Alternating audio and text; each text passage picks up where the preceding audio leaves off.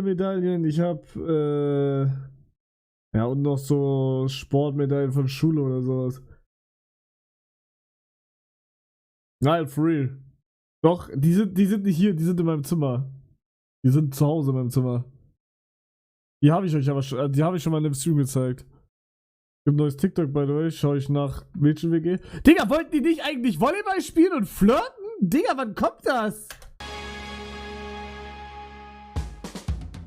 Nach dem Tag im Schloss gehen die Mädchen raus in den Park. Oh. Sie wollen noch eine Runde Volleyball spielen. Aber wenn jetzt jemand kommen würde, Leute, dann können wir den wegkicken. dann könnten wir den wegkicken. Ja, wenn wir angegriffen werden. Antonia. Oh, das sieht voll schön aus. Lass mal erstmal diesen Volleyballplatz suchen. Das war hier links. Oh nee, da spielen schon Leute. Das ist so unangenehm. Digga, ich schwöre, ich hasse es. Bro, ich weiß nicht mal, wie du heißt. Ich hasse es noch mehr.